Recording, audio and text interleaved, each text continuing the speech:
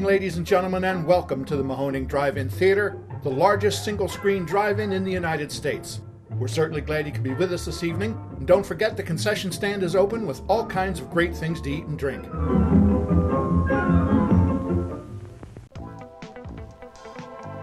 89.3 Mahoning Drive-In Radio, your old pal Virgil welcoming you back to another exciting episode of the podcast. As you guys know, the only podcast dedicated to the love and revival of our beloved drive-in culture. Joined as always by my co-host and general manager extraordinaire, Mark. Say hello, my friend.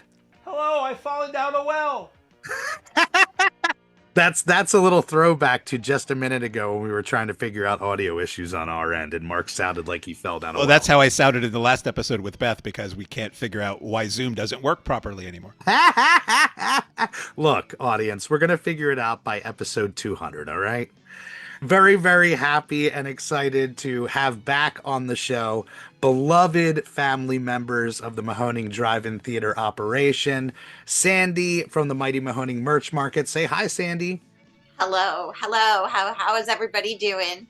You know, feeling good. Very excited about this episode and trying to recall the season. Joining us as well, we have the great Dave Wirt. You guys know him and love him from the gate. Dave, say hi, my friend. Oh, good to be here. Glad you guys invited me. Thanks. Yeah, absolutely. We're hoping to try to get as many perspectives as possible on these recap episodes, and having you guys on really, really does open up the eyes beyond just what we had going on in our lives or just what the fans had going on in their lives.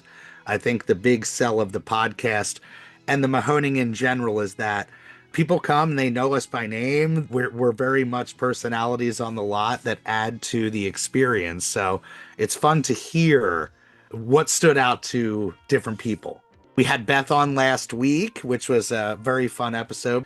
Mark, what do you think? Should we roll with like favorites? Should we start at the beginning? I think it is a strength that we have multiples of us here, because collectively we might remember a quarter of what happened over the course of the last 6 months. I've got a few bullet points here, and one is just to start off with this sort of the obvious favorite shows of the year.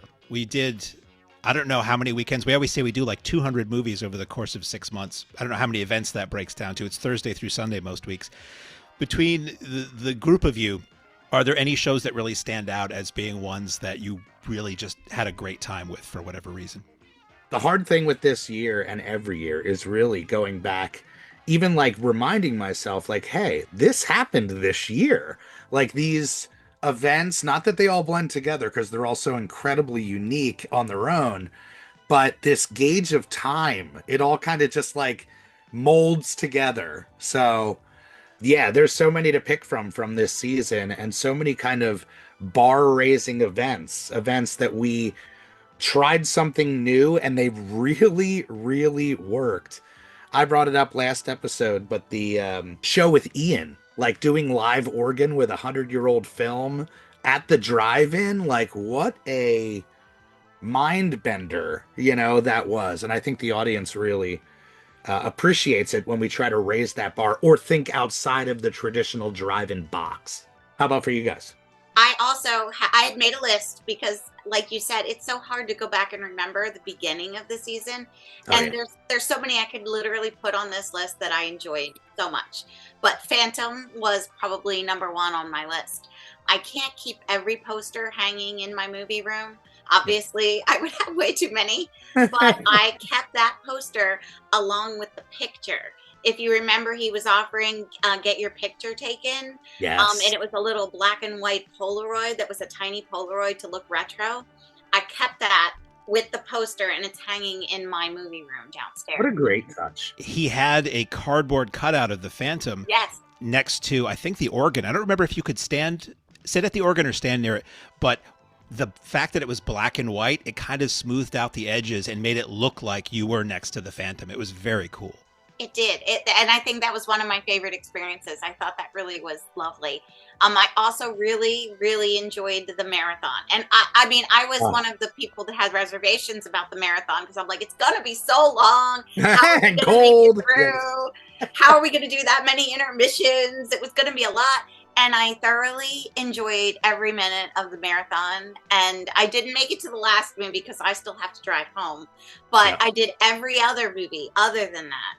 And I really enjoyed the marathon a lot. And I think the best part was the customers there, because they were all so appreciative to have that extended amount of time to come in and tell stories or to share their experiences, like saying thank you for the season.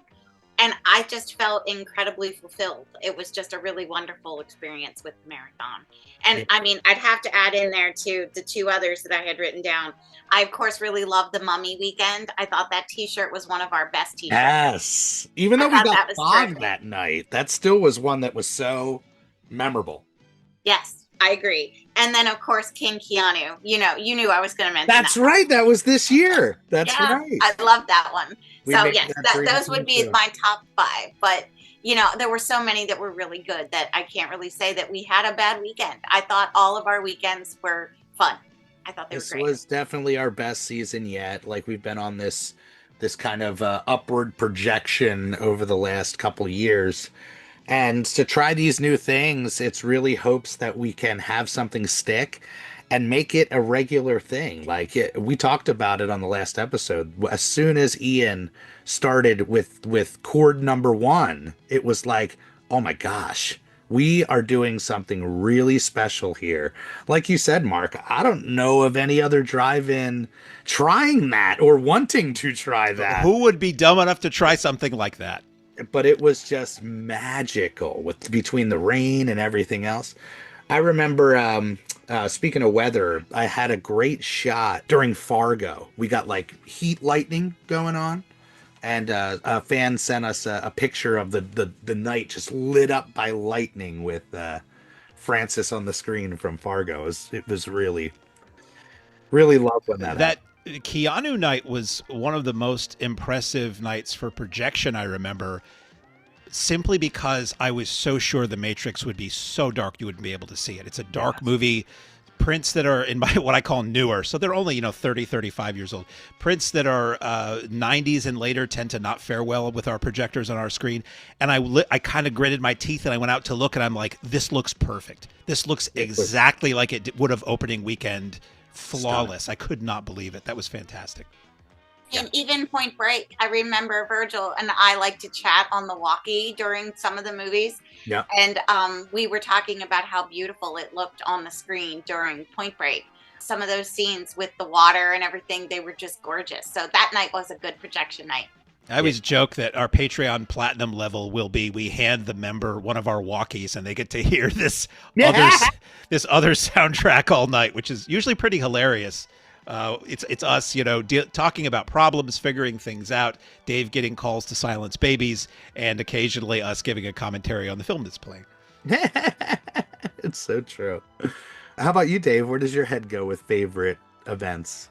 Probably one of my favorite events of this year was one that I've been championing for a long time. Is we finally showed the Rocky Horror Picture Show. Right, that was this year, very early. That was number 3, I think. Yeah, it was very early in the season, and I know it was very early in the season because I was working the gate in fishnets that night. And it was right. We mentioned that in the last podcast that you were in costume, like in the surgical outfit, but with the fishnets, and I didn't know how thoroughly you dressed under that to be in character. Listen, you got to dedicate, right? Listen, if you show Rocky Horror again in warmer weather, you'll find out. Okay.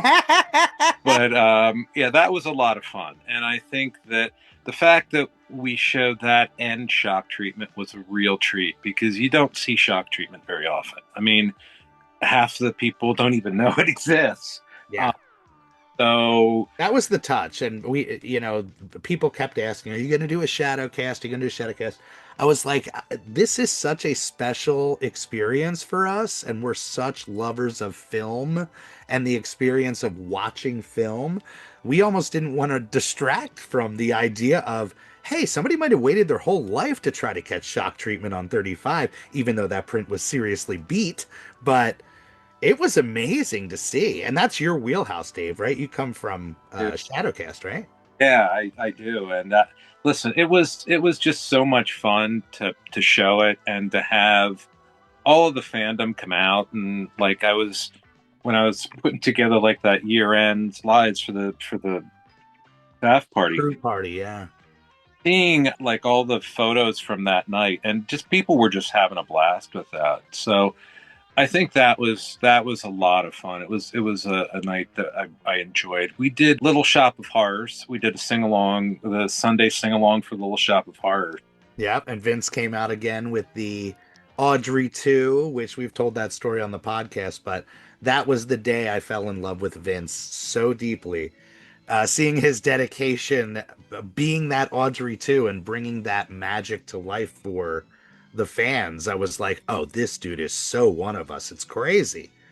And he did the same experience this year, bringing it back. He did it on the photo op outside, and if I recall, it was not a cool day that he did the that. Opposite of Rocky Horror. Yeah, and I think he was like sitting on bags of ice. He had this like internal cooling system, and Lizzie was there to make sure the Audrey 2 just didn't fall over backwards. Yeah, that would have been a big experience. It was a big hit. People taking photos with that, and then he also was able to acquire some like smaller Audrey 2s, I think, as well. I seem to remember there was a bit more decor than just him that night. That was a lot of fun because it was like a long, extended day. Vince probably didn't think it was a lot of fun, but it was. I enjoyed that because I got to DJ that day. So together my sing-along set, and I had so much fun putting that set together. That really was one of the highlights of the year for me. I think Pee-wee was a great show this year, too. Oh, talk about a mind bender and a show that exploded the week of. Blew my mind the fact that we sold out 2 nights of Pee-wee's Big Adventure, and the people that showed up for that, it was so incredible. Like just so much excitement for that one, I think was a great show. Massive fandom. And then out of the blue on Saturday night, we had Simone walk out of the screen and was on our lots. That was a night that just, between the bike coming for night 2 and Simone showing up, like it was, like if you were just a regular fan coming to see a movie that you heard was playing at your brain would have just been like, what is this place? Please tell the story of how that came to be, because that all developed. If anybody doesn't remember Simone, she played the waitress that Pee-wee goes and sits in the mouth of the dinosaur with somewhere in the Southwest. How did that actress come to show up?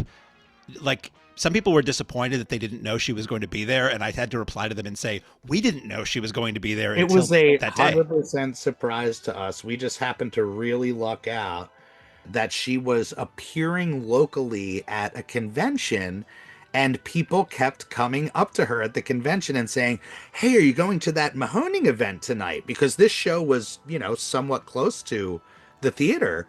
And it kept being said to her. And at a certain point, she asked her assistant if she could get a ride over to this theater, and literally came through the gate. Well, Dave, were you working the gate that night? No, I was at the convention. So, yeah. That's right. You guys were at that convention. Yeah. So Donnie was at the gate. But yeah, that was a surprise. Yeah. It was such a treat for all the guests who were there to see that movie. It was wow to have her there, and she did like a intro before the movie too. She was so excited. Well, tell your perspective of it. Did you guys get to meet her at that convention? I did. We had gone to that convention, and we had a table at the convention. That's right. Yes. I went over to meet Francis and actually record him just to, like for the movie. Yeah. And his name's Mark Holton. Yes. So then I was like, I'll go over and talk to Diane too. And I went over and talked to her, and was telling her about night one and how many fans were there, and we sold out, and how much fan love. And she's and I was about to say, "Hey, would you record an introduction for us?" And she said, "Oh my gosh, that sounds lovely. I would love to go." And I was like, "Oh, okie doke." Wow, yeah. So yeah, she was ready to go. She was literally out front with her bag and Pee-wee under her arm after the convention ended. So yeah, that was. That you never know what you're gonna get, and there's so much kind of destiny at play with the Mahoning legend and history and all that. That something like this happening is just like, well, of course. How crazy would it be that Diane Salinger, it just happens to be down the road from us and the same weekend we're doing that? Huge fan of it's crazy. The other one that I really enjoyed was House of a Thousand Corpses. I thought that was amazing. That was towards the end of the season. I love that movie. It's absolutely outrageous. The fact that we got a shout out on Rob Zombie's page when we played that blew my mind. Yeah. He said, what did he say? No better way to watch, this movie than at the drive-in. We get really lucky with that type of stuff, like the filmmakers embracing what we're doing and the fan bases embracing what we're doing. But to wake up to that morning definitely was really something else. And that was a Thursday night, and we had a great turnout for that too. Thursdays rocked this year. We're talking about it in the off season, but we're trying to build out the draw of Thursdays to make it attractive to locals as well as our traditional fans, and the loyalty on any given night. There used to be this worry of, I don't know how well this is going to do on Sunday or a Thursday or whatever it might be. The audience finds it. I think we've become like when your favorite band comes to town. I go see my favorite band on a Tuesday. It doesn't matter, or whatever day they're playing. Okay. And Sandy, how could you have forgotten about Vamp Party and the opportunity for that evening? I mean, wow. Tim Capello. We said, God bless Tim Capello. He is I love Tim Capello. I think we should have him. I think we would all agree he should come back every year. 100%. I just want to watch him get all oiled up every year. Pat said the same thing. He's got it, and he is such a giver to those fans. Like, he will literally stand there all night. And we just happen to be lucky this year because he brought his lovely wife Connie, his newly married, I think just a month or two before they got on the lot. And it was really great to have her join the family as well, and both of them kind of fall in love with what we're all about and what the experience can be like. But Dave, you ran camera that night. Talk about you never know what hat you're going to wear. Listen, first night, I'm like, okay, I got the camera set up here, got this spot, I'm near the stage, and dude's like playing everywhere. He's like coming through the audience. He's like, I'm spinning around trying to like get him in the audience. I've got the cables tied around my ankles. I'm like, man, I'm probably gonna die before this is over, strangled by a cable, spinning in circles. So I learned my lesson the second. I did not lock it down as tight the second night. I'm like, no, this dude's everywhere. He's gonna be on the move. I got a man in here, gyrating through the crowd. That was a night we'll never forget. I'm gonna need those like things like the NFL has, like the cameras on like the wires to zip down through, because he's in the middle of the crowd and surrounded by people. It's like holy jeez, man, you can't see this man. That was an amazing night. I love that night. I mean, when he had the whole do the star, I mean, yes, anybody that knows me knows I've told the story about how I tried to buy the outfit and my mother would not let me because I was too young. And that's she was right. just like, there's no way you're wearing that. So it was like a dream come true to stand there and do the star twice. Yeah, he's a dream. So people can look forward to him coming back for sure. I'm trying to think, like, the standout nights Well, you know what? How about we focus it in? Is there any specific merch that stands out for you this year that like blew your mind that it really did well, or something you were really proud of, whatever it might be? I'm proud of all of our merch. I Well, love of our course, see, of course. Because it's all excellent. It is all excellent because the vendors that we have that work with us, I think they're all just so unique and talented. I mean, I just appreciate Donovan for the woodworking and the keychains. I really appreciate Chris Severn with all of the work that he does for making something with a logo on it. When I have a random idea and I'm like waving my hands and I'm like, but it could look like something like this and sort of do this. And he comes up with 3 designs for me to choose from. I mean, he's amazing, whether we're talking coasters or whatever. I would say if I mentioned the keychains from Donovan, they were a huge hit this year. For sure. Then from Chris, I would say it was the tumbler. Interestingly enough, I never dreamed that would be the thing. I had how many orders of that, Virgil? Like 3 different batches. It was a hit. It's such a great made piece, you know, something that people are going to have in their collection for years. Yeah, and then I think my very favorite thing was, we talk about it in a joking manner, but it's a fondness. The pumpkin hoodie became more than the pumpkin hoodie this year. We had the pumpkin hoodie, we had the pumpkin t-shirt, then we had multiple colors of this, and the orange just kind of like became like the signature color of the year. Everybody wanted the orange hoodie and the orange t-shirt, and I could not keep them in stock to save my soul. And I just ordered them every week. We'd order them. They'd every week. Order them, sell out. They were wonderful, and I really think that so many people really enjoyed that it made me happy to have them come back in wearing like the black one and be like, did you get the orange one in? Or they were wearing the orange one and they said, can I get the black one too? It was just so much fun for like 2 months watching them be so excited that we added little pumpkin tchotchkes, and then we added the pumpkin keychain from Donovan, and we just went all in on the pumpkin everything. Yep. So I really enjoyed the pumpkin. I think that might be my favorite thing from this year.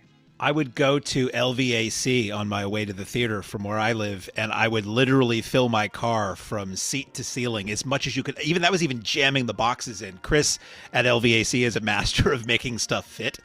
It's like that Triple X, where he's like, I want all that in there. That's what I say to Chris, and he just makes it all fit. Yeah. And I would unload it, and it was just like a ridiculous amount of hoodies. And by the end of the night, it was just like, I think we need to call Chris and get some more. It always filled me with glee to see us open and immediately a line forms that goes almost down the length of one of the rows of people waiting to get that event shirt, that event hoodie, that event poster, what have you. Our fans know now, and I think the word spreads to the people who aren't regulars, where people are like, oh, you're going to want to get, and it's the first thing that we push on the radio. We say, look, we know you're here for the fun and the fandom.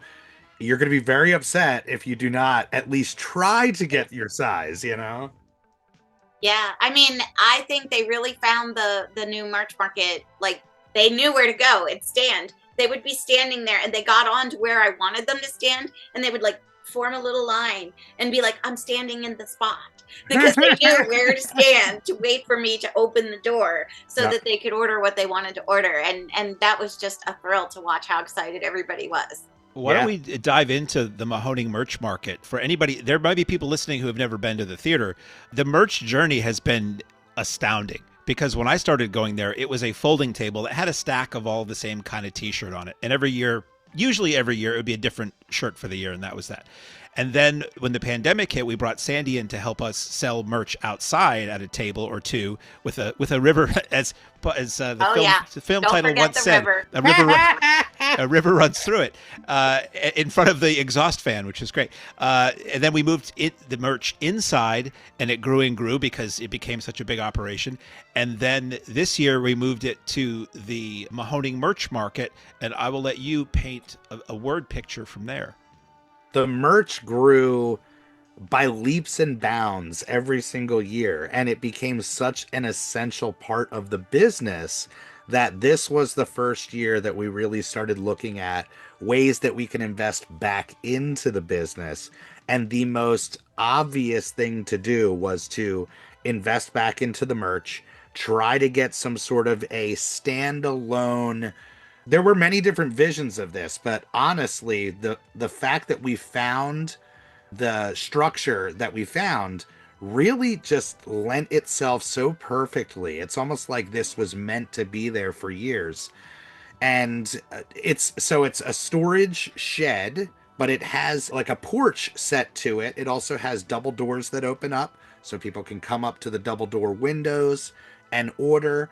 But what Sandy has done is really utilized it as a market. People can come inside of the market as well and do their shopping. So, Sandy, what was it like getting this addition and knowing like, okay, I need to kind of figure out what this is gonna be? I mean, Beth was always really great about sharing space, even though sometimes, like I would take over a certain little area, or I'd hang stuff. And, we had just grown so much. I mean, it's truthful. We had grown so much that we were becoming a lot of what we had in the stand. And we really needed that space for things in the stand, like the new and improved refrigerator for drinks, so that poor Beth doesn't have to try to, refill it every 3 seconds. Yep. So it really was, as you pointed out, a necessity. But I want to give you the credit for picking it out, because I mean, people keep asking me about it thinking I did it. And I always say, listen, Virgil asked me what my dream was. And I told him it would be nice to have a walk-up window, and it would be nice to have an awning so people don't have to stand outside in the rain if it's raining. And I would really like a window on the side so that I could look out if we had a guest next to me. And I literally said, that's the 3 things that I would really like to have.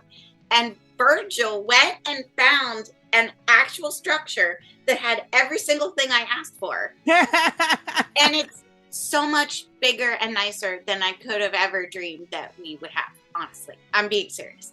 The storage capacity that I have inside, to be able to not have everything sitting out, but make it look attractive for people, but still have storage space. And to be able to have people be able to walk in. Now, sometimes I will admit that they get a little overzealous and we have too many people trying to walk in the building at the same time. It will only hold a few people at a time. But I really do think that it has worked way beyond what I ever thought it would do. And I think, honestly, it has added to the experience for people, because that's yet another part of what they can do on the lot. They can get a photo. They can talk to Dave at the gate. They can go inside and talk to Beth and buy food. They can go in the projection room. But now they have another area where now I can go here and I can have another 15 minutes to experience the Mahoning. It's become its own entity now. And I think that it's just been the most exciting thing, honestly. It's been wonderful to have. Yeah.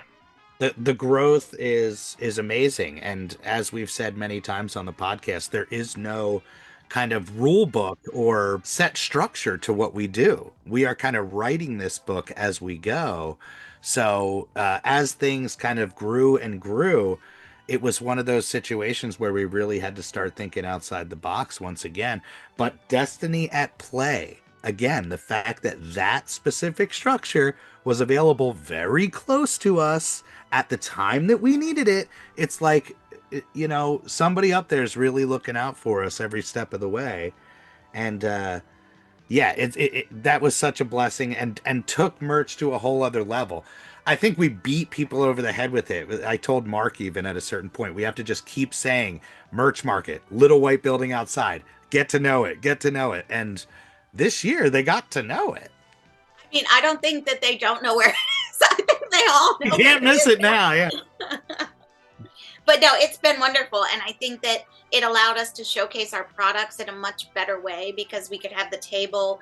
And then Mark kind of came up with the idea of putting the raffle outside, so everybody could literally look at the raffle while somebody else maybe was shopping.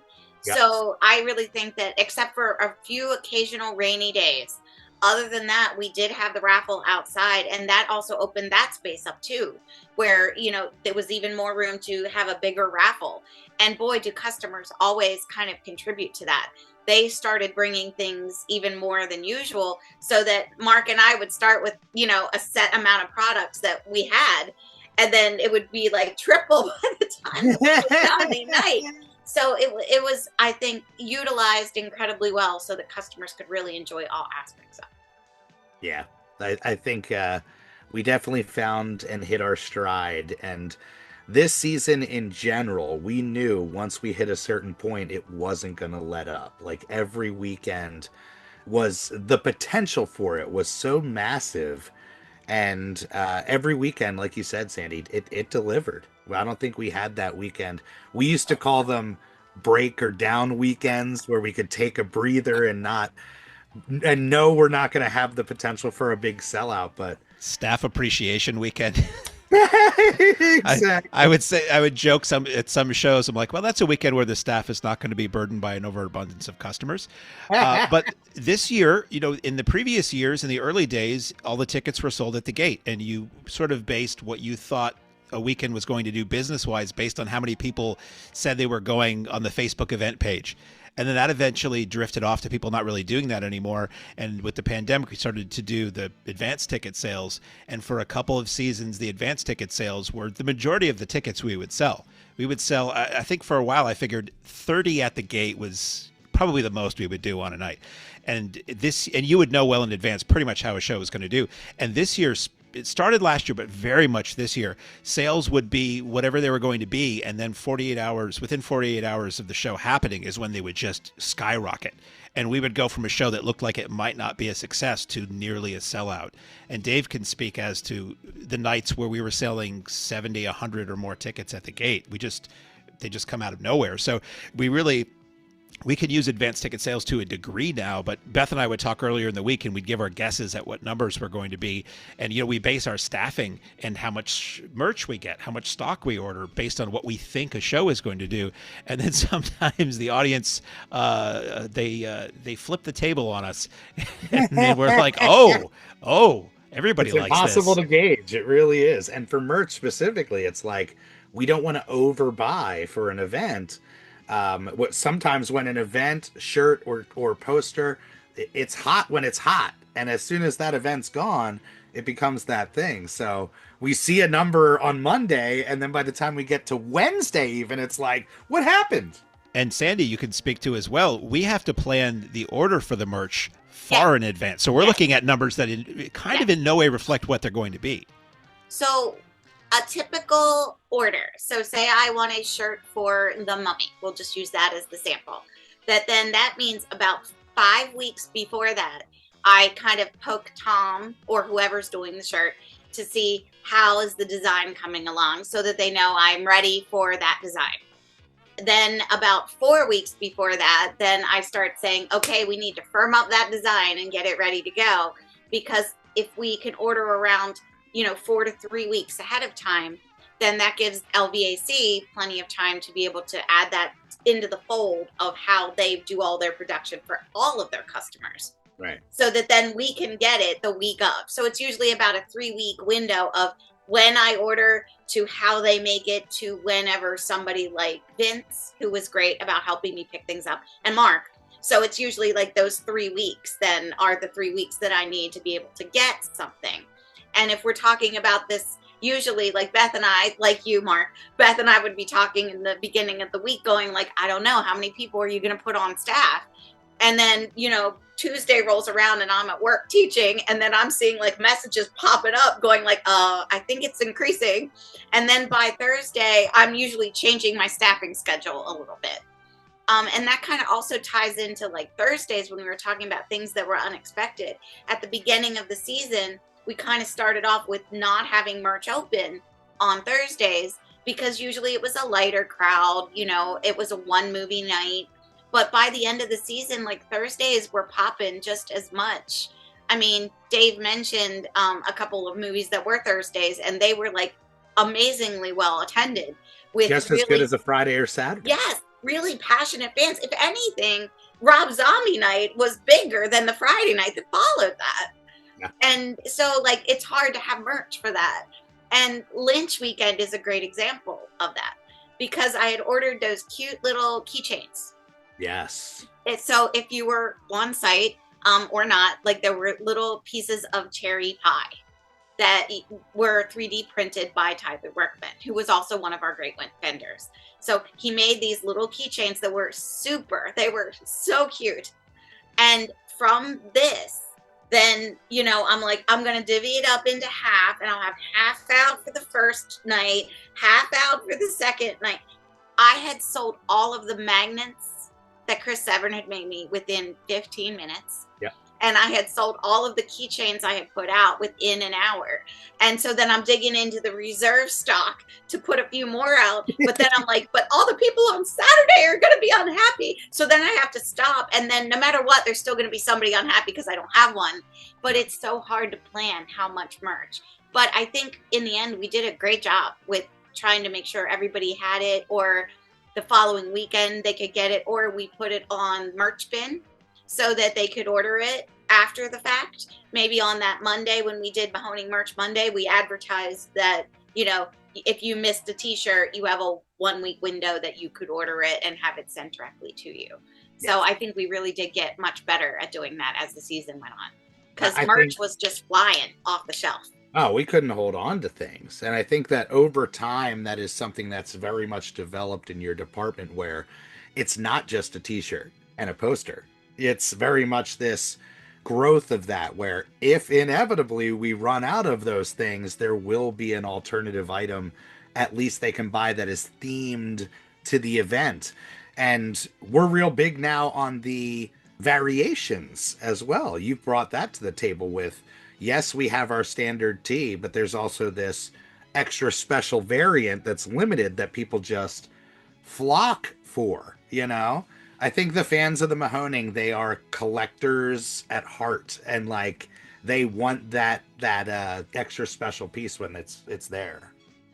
That's why I like having multiple colors, because I have a lot of people like Mark, for example, who will say, I want a black shirt. That black is my color. This is what I want. But then I have a whole other group of people who will be like, wait, you're having a red one? I really want the red one. So then they'll get the red one, or maybe the red one and the black one. Yep. And that has become so much fun to do, to decide like what color kind of should be our color for the year. But then what color goes with this theme, like the mummy t-shirt. It took Chris from LVAC and we spent so long trying to figure out a color that would look like sand, because I'm like, it needs to look like sand. I want sand. And trying to find a shirt that would match that. It's like a journey to try to put it on the table for people to buy. And then the thrill for me is when they get as excited as I do about the fact of what it looks like, and that everybody buys that fancy color. So It's just been so much fun to do that. Yeah, it's a great way to always, at every turn, there's a way to flex the creative muscle. That's why I think the Mahoning is such a gift that keeps on giving. It's like endless. As soon as you start to dig in, there's something that you can sink your teeth into. Endless experiences. I think a big draw of the Mahoning over the last several years has been the celebrity appeal of everything. Is there a favorite guest that stands out to you guys? Dave, where do you go with the favorite celebrity guest? We had so many, God. Listen, one of my all-time favorite celebrity guests came back again this year, and that is Laura Marie Taylor from the 13th Part 2, my favorite counselor in my favorite chapter. She loves us too, I'll tell you. We went to Creature Feature Con in Scranton, that's right. Sandy was with us too, yeah. And she was there and came right up to Dave like instantly and was like, "Hey, Mahoning!" It's really a special relationship that we have, not just with the fans, but now the guests as well. I was saying that it blows my mind because we had set up like a little Mahoning screening room there. And I said, "Hey, listen, in your honor, I am showing Girls' Night Out." She got so excited. So excited that we were showing that movie. And then what was great is I timed them so that the movies were showing roughly when their photo schedule was. Yes, which was right next door. Yeah. Right. So they had to walk past us. So she walked past us while it was showing, and she stopped in and stood in the doorway and watched it with us. And she walked in and she's like, "Am I dead yet?" I'm like, "No, you're not dead yet." And that happened with Bill Moseley too. I moseyed on over to see Dave at a certain point, and what were you were playing something, and Bill's literally sitting in there with his assistant. We showed Slither the second night. The last movie we showed was Slither, because I'm like, I just want to show one that I love, and I want to. And he literally came in halfway through, sat down, and just watched the rest of the movie, and just sat there with his assistant, and like laughing and enjoying it, and like talking to her. Like it was just a dude watching the movie, which was great. He ducked in during Texas Chainsaw 2. Like he like poked his head in the, like he's like, "Oh, I know this movie." So he poked his head in the door, and he waited till there was a scene where he was on screen and literally said the line with the movie. Come on. And like everybody in the room like turned around like, "Who the hell?" And they're like, "Whoa, that was kind of It's like, will you shut? Oh, Bill, how are you? But honestly, Laura Marie Taylor is like the nicest person in the world, the nicest guest. We also had the director of My Bloody Valentine there. Hey. Yes. He was great too. I mean, I love. Took my celebrity, Dave. George, yes. Sorry, I didn't mean to steal your celebrity. Wasn't he nice though? He was the sweetest. We get so lucky with these like-minded guests. What was your experience with him, Sandy? Because Sandy also, not only does she manage the merch market, when we have celebrities, she is the handler of the celebrities. So she's the go-between, the connective tissue. Concierge. On site, yes, while there is all this action going on, she's the one that checks in on them. So how was he for you? I just fell in love with him. I think George might be my favorite guest. I met him and his wife, and they wanted to share our food because they all wanted to taste everything. Literally, I think they tasted every single thing that Beth could come up with. So, he would see it and they'd be like, "Can you put some jalapenos in that?" So then I'd go and I would like doctor it up a little bit and bring it back. They were just so delightful. And when we went to Creature Feature, I went in and I felt like a celebrity because not only did he like get so excited to see me, Lauren got excited to see, and like everybody else is like, "Is she a celebrity?" And I'm like, "Nope, just me." But no, I thought he was so generous with his time with every single person that wanted to talk to him. And I honestly have to say all of our guests are like that. They enjoy meeting people and talking to them. They don't just do it because they want to sign something and keep going. They really genuinely want to talk and hear those stories about how they watched it when they were a kid, or how now they brought their children to see it with them. So that's my favorite part, is watching that interaction happening and how happy people get and how happy the celebrities get, because other people don't always get to see what we get to see, is when, the movie's on and they're sitting, and having a cup of coffee or eating a burger. Like, our celebrities genuinely enjoy being at the Mahoning and watching them enjoy what we do and asking questions of us about, "So does it always look like this? Does it always have this many people?" I think I really genuinely enjoy helping them see how special they help us make this experience for guests. And I really genuinely loved him. I did the professional photo op at Creature Feature, even though I have like 7 pictures with George. I did the professional photo op with him, and I bought a heart. It was a 3D replica of the My Bloody Valentine. And it looks so heart. good, yeah. So I got to hold that in the picture. So that was definitely, Dave, I'm with you, that was one of my favorite experiences that we had, because that's a childhood favorite. Yeah, he's legitimately one of my favorite 80s slashers. Of that whole genre. It's like my 2 of them. It's like Friday the 13th Part 2 and My Bloody Valentine side by side. I'm like, wow, this is great. This is every 80s slasher I love. I'm one-stop shop.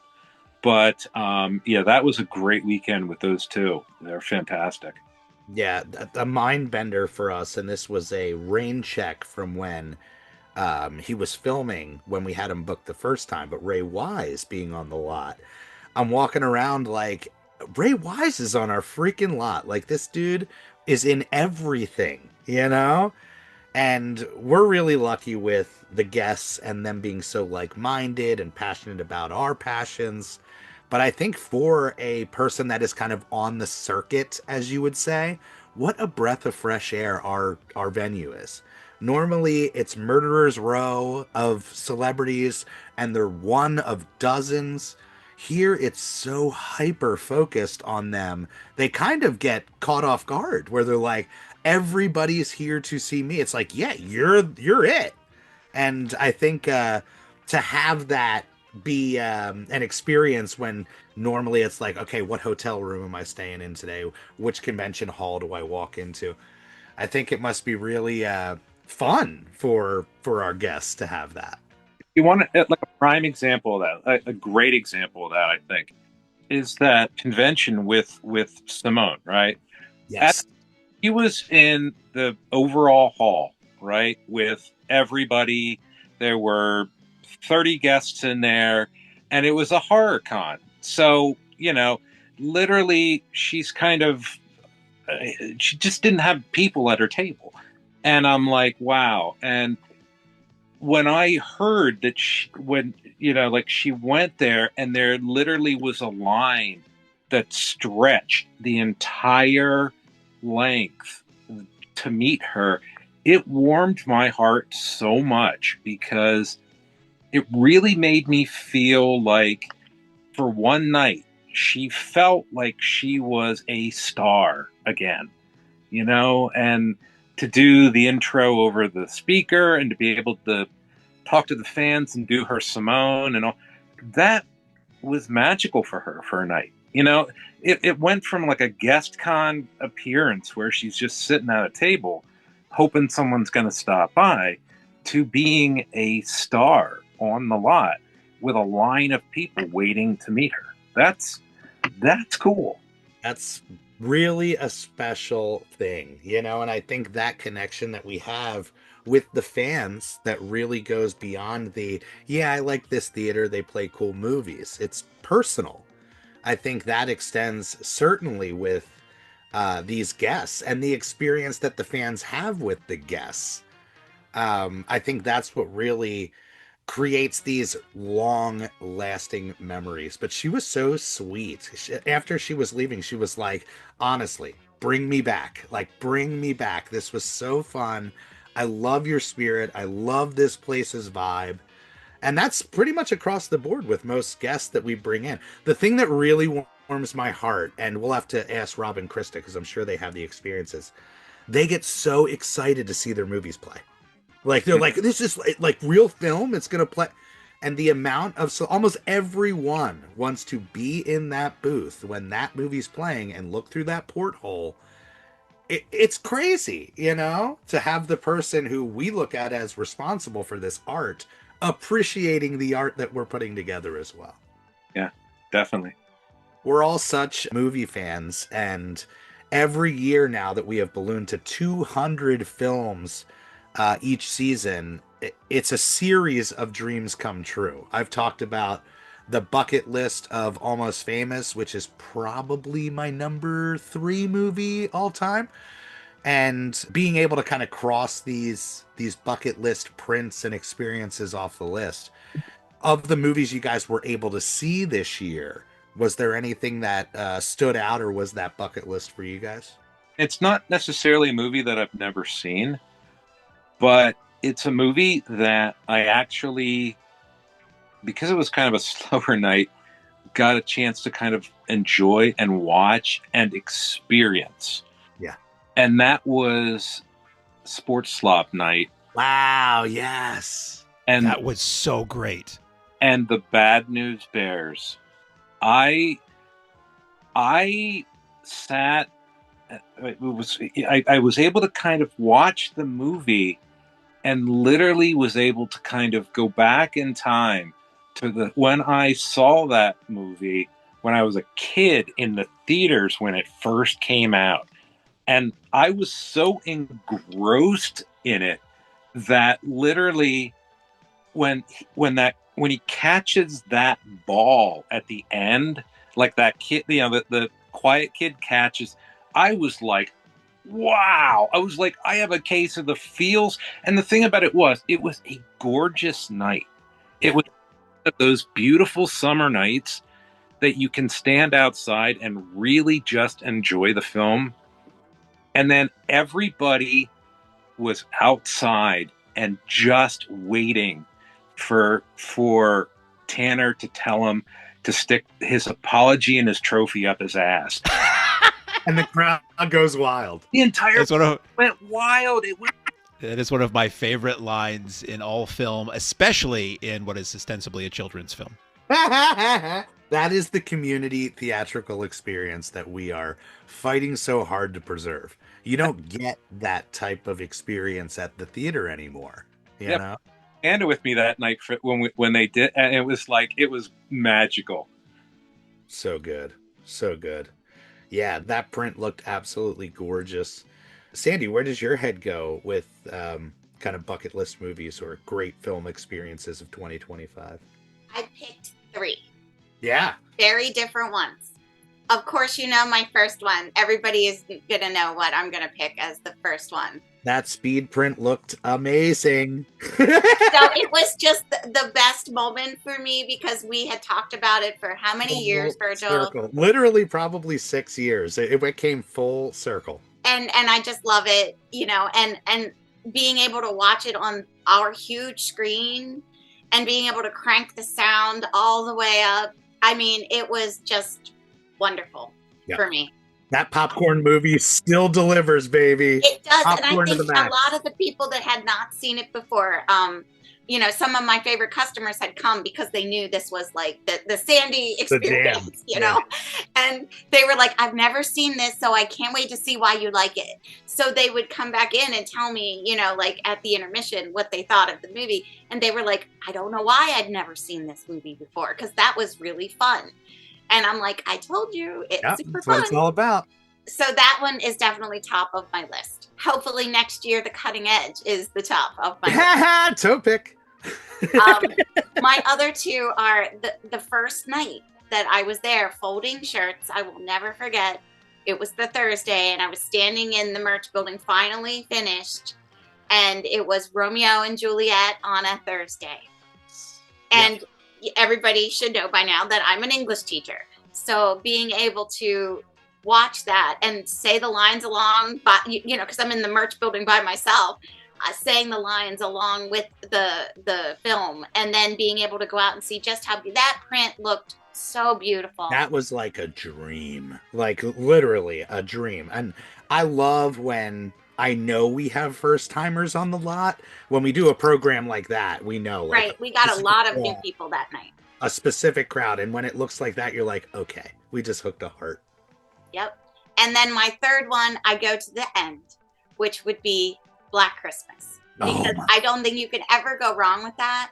And I just feel like that night, I've already talked about how much I enjoyed that night, but that marathon night, and when that came on, the reaction from the people, because I knew it was coming, right? So I leaned my head out because I wanted to hear when they saw the credits start to roll. The reaction from the crowd was amazing. And I closed the door and I went out to watch that one because I really wanted to see it. And I thought that it was also a really great print. Yeah, literally struck last year. Am I right, Mark? Oh, really? Yeah, brand new. That's the reason we went after it. Is originally we thought, we're just going to get one print from AGFA. If there's going to be one print, we want it to be the jewel of the collection. And talk about a jewel. One of the best reviews. Like I love. Krista sends a lot of letterboxed reviews to us. People who had just experienced the movie on our lot. And somebody wrote, like, watching a pristine print at the Mahoning Drive-In Theater of Black Christmas on Halloween night is like a thing of cinematic dreams. Like, you couldn't ever talk about once in a lifetime. Yeah, so those are my 3. And I do think Black Christmas, that marathon was a great way to end the season, I have to say. I just felt the love from the people. they loved the movies, whether they didn't even know what some people would come in at the next intermission and go, I don't even know what that movie was about, but I really enjoyed it. And that's what we wanted. Mark really did steer that program, because we could have went so many ways, but the idea of steering away from the bubblegum title or away from the on the nose title allowed us to get really creative with that program. And that seems like the case across the board. Although I knew going in there were going to be at least one or two people that were like, what do you mean you're not showing Halloween? It's Halloween night. But most of our events are very specific to what the event title is. So, but yeah, huge win. Mark, where does your head go? I mean, talk about the amount of prints we got to see. It's so hard to remember, but I just did jog my memory. Certainly Slapshot is a movie I love. It's a movie that I discovered. I always feel like I was robbed by not knowing about that movie earlier. Like, I didn't see it until I was in my late 20s, early 30s, and I just love it. So to finally see that on our screen, I was just cackling in the car. Most of them, was this year the year that we ran Burial Ground as an Exhumed event? Or was that last year for Zombie Fest? That would have been this year. I think that was this year, Mark. That is a depraved film, and I was just excited to see anybody's reaction after they had watched it for the first time. And right. young Clark and his mother were there that night, and they had never seen it. They didn't know much about it, and they said, so is it really rough? And I said, I would like you to find me at intermission after you've watched Burial Ground together and let me know what you think. And that was a really fun and awkward conversation. Along those lines, Incubus that Harry ran at, I don't even remember what the show was. It was toward the end of the year. That was for Weekend of Terror. Weekend of Terror. That is the most disgusting, ridiculous, over-the-top, inappropriate film, and I loved every moment of it. Just because I'm like, wow, this movie really is about that. Like, how did they convince John Cassavetes? Like, it must have been one hell of a check, or they didn't give him the script. I don't know. Wasn't Cassavetes one of those people like Orson Welles where they would do just whatever to get a paycheck to be able to afford to like make their own movies or to fund their own work? That's why Orson Welles did any and everything so that he could try to, get his own movies made. This whole catalog, real deep art house movies, and then he's in Incubus. He was in like Italian crime films. It's Cassavetes. He's got a very interesting filmography. Wasn't he like the bad guy in The Fury as well? They blew his head up in The Fury. Yeah. Seeing Switchblade Sisters at that Warriors show, the print that we acquired recently that looked like we were watching opening day on that film. The Jack Hill film, which we were going to be running at one of our road shows coming up. And it was such a drive-in movie. It's so many drive-in genres wrapped into one, playing it straight but kind of funny. That was a blast. Talk about a jewel of the collection. Holy hell. And that one came to us in such a divine manner where we thought we were renting it. And as we're loading it into the car at the Everett, my main man's like, oh no, because I'm like, hey, how do you want me to return this? We'll ship it back. He's like, oh no, you own this. I'm like, I just paid you that amount of money and we own it? And then the condition it was in, holy, yeah. You sidled up to me at the merch table at the Everett and you told me that. And it was like one of those things where when Jack Elam injects himself with whatever it is he injects himself in Cannonball Run and he goes, that was kind of my reaction. It was holding in euphoria that we just bought that. And that was not knowing the condition of the print, which is perfect. So that was quite a treat to see that hit the screen and go, this is a gem. The other one as a general show that was a favorite now that I think about it was the Super Secret Kung Fu Spectacular, because Kung Fu is a genre that we always said never really did well for us, and we'd try it and it wouldn't do well, and we'd put a few years, we'd try it again. This was the first year that it really did do well for us, and then we had Chris and Grady come out to like sign copies of their Kung Fu movie book and to introduce each of the films, and it was a secret show, so it wasn't until they did their like slideshow intro that they would reveal what the movie is, and then you'd hear the crowd like explode with applause because we finally found the Kung Fu audience this year. The last film that is one that we wouldn't talk about, but I'm going to because we own that too. We, for Patreon screenings for the Simplex members, once a month, we'll do a 35 millimeter screening, and we won't tell anybody what it is, but we'll just say it's this decade and this genre and this rating. And they trust us and they show up, and hopefully 3 times out of the 4, they're entertained. We ran Dr. Detroit, the Dan Aykroyd comedy that has mostly been forgotten. And boy, did I have a good time with that movie. That was super fun. And I hadn't seen that since it was on HBO, but like after it came out, probably around 84, 85. And I think it went over pretty well. And it definitely did. Screenplay by our good friend Carl Gottlieb, by the way. Exactly. At the time he came out on a night where we were showing Jaws and The Jerk, and running a third film on film just wouldn't have made sense at that time of the year. But I was just like, if we could squeeze Dr. Detroit in, wouldn't that have been great? But that'll probably hit our screen legitimately at some point, not as a secret members only screening. But it was just fun to like roll the dice on a movie I didn't remember too well and think it was just really funny. Yeah. Someone asked me about the Switchblade sisters because they were really mad that they missed it. They're like, oh man, I can't believe I missed that. And they're like, are you guys going to show it again? I'm like, well, we own it and we like it. So I think if we could, we'd probably show it every other weekend. Yeah. Guaranteed it will shine again. We would alternate Switchblade Sisters and Dr. Goldfoot in the Bikini Machine every other weekend as a wildly entertaining way to go out of business. I think Switchblade, we're going to do it at the road show at the Highway Drive-In coming up relatively soon in the scheme of things. But that seems like prime Thursday title someday. Oh, 100%. Yep. Well, I think we covered a lot of ground here tonight. I thank you guys so much. Mark, do you have something else? I have one more thing that applies to Sandy and Dave. Every year we add new people to the staff, to the roster of shimmering stars we call Mahoning employees. And each of you experienced some new folks this year, and I wanted to see if you wanted to highlight them. I had 2 new employees that I added. Both are very young. They're both still in high school, so they work limited hours, but they were both wonderful. Amelia and Jonathan. And Jonathan, he actually was very helpful when Beth needed a few spots filled. Utility player, yeah. I said, I haven't been able to give you very many hours, because, you're still in school. But if you would like to work on Thursdays, I think Beth has some spots that you could then take. And I think he was really worried at first. I was trying to get rid of him. And I'm like, no. This is just in addition to being a merch misfit. You would also get to do this every once in a while, too. And I think he worked out really well. And I believe, I'd say the last third of the season, he worked every Thursday. Yeah. So he did a really great job. And I think both of them were wonderful additions. I genuinely feel so fortunate with my staff, I have to say.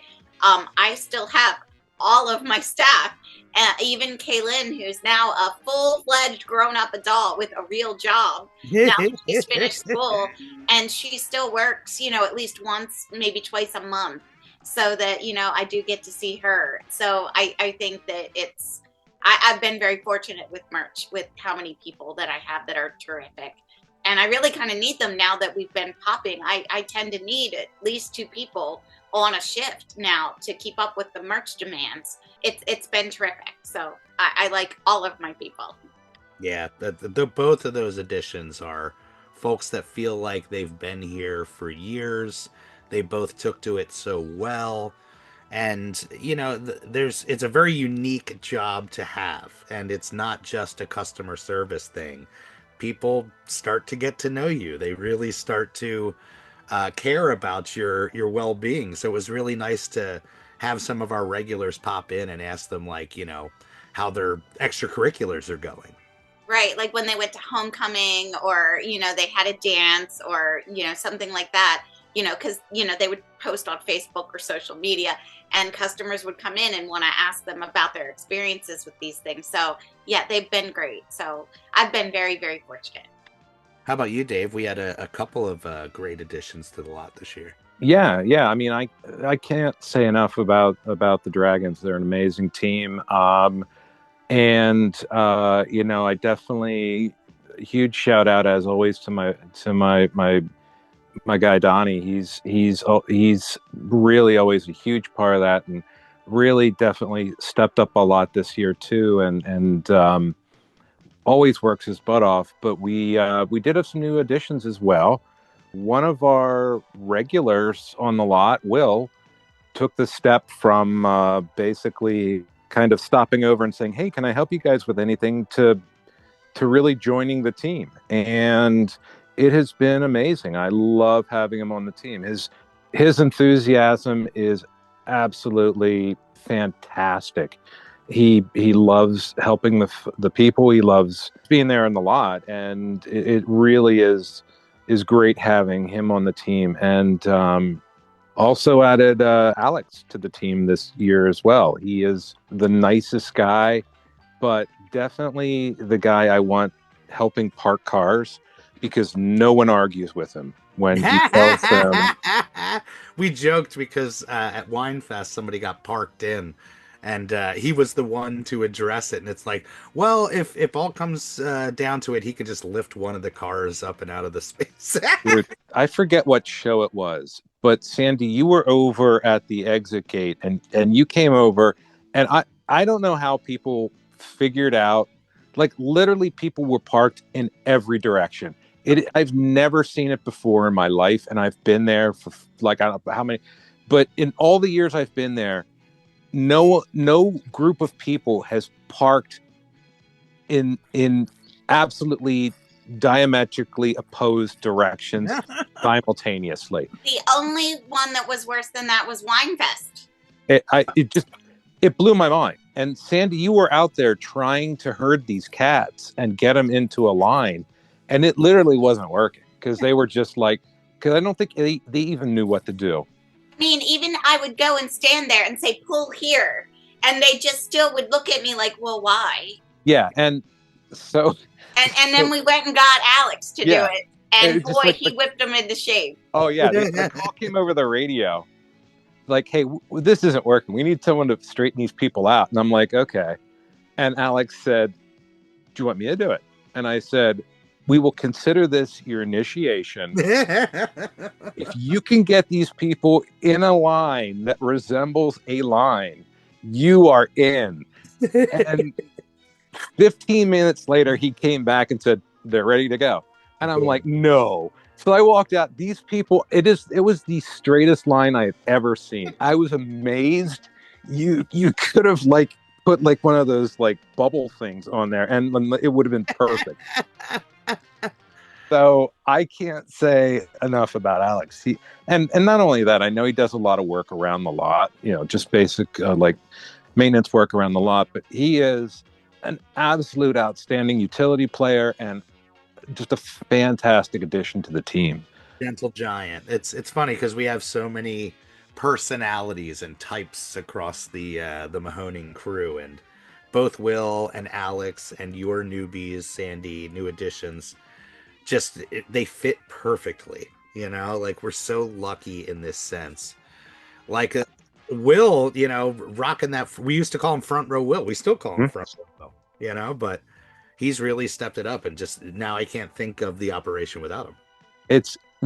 I do want to point out though that it is not a requirement to have facial hair to be on the lot crew. It just happens to be the case with everybody.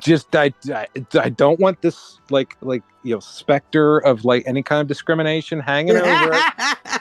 It's got a bare face. He's out of here. We just will accept anybody.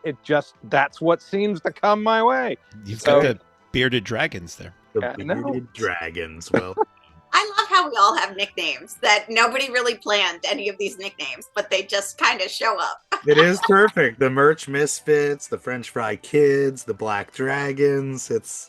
That's the camaraderie and the familial sense again that the Mahoning just oozes. I have to say my favorite shows, honestly, are the tough ones, because it's the shows like Camp Blood, or it's the busy big shows, but I enjoy those because we can bring in more crew. We can, the event supports more crew.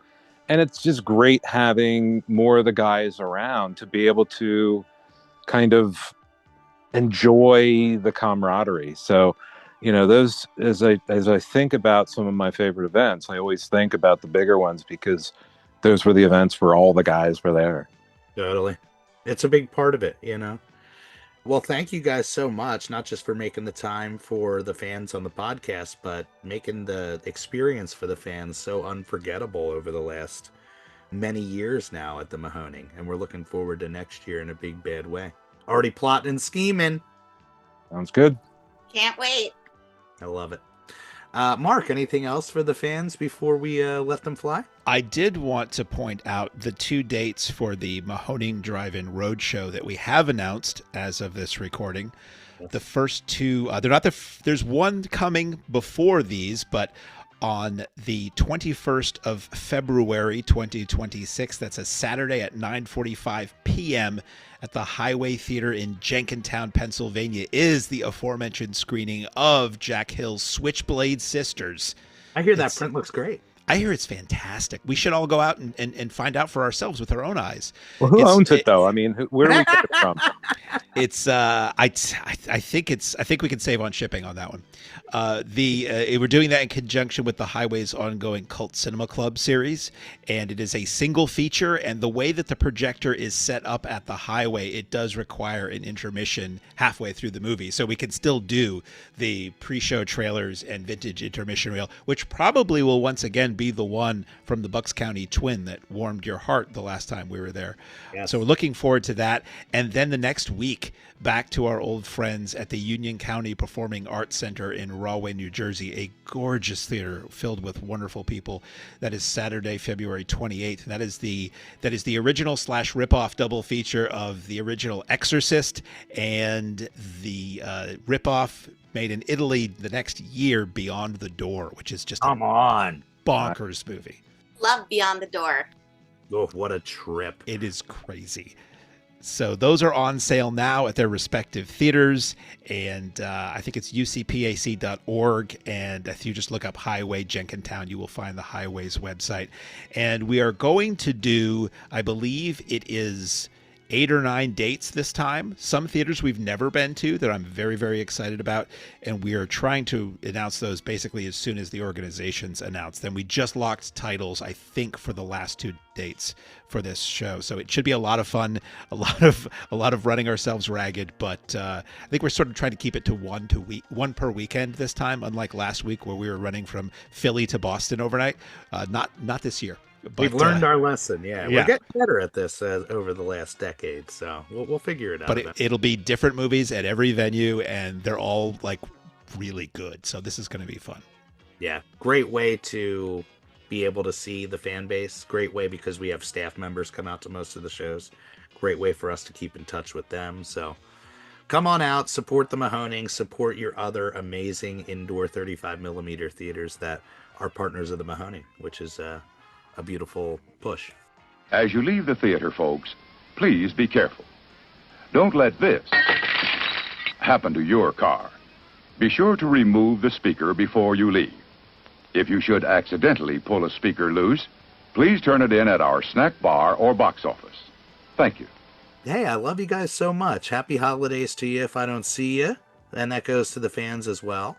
Why don't you say bye to the folks? It might be the last time hearing you for 2025.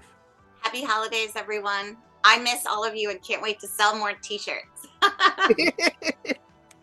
Okie dokie, folks. Well, you guys have a good holiday, and I will see you at the gate in 2026. Man, so exciting. Mark, thank you as always. Uber producer wearing the hats. And as we end every show, on that note, Jeff, take it away, my friend. Ladies and gentlemen, thanks again for coming out tonight to the Mahoning Drive-In Theater. We hope you'll come back and see us again real soon. The exit is on the right-hand side of the screen at the front of the field, and most importantly, have a very safe trip home. Good night and God bless you.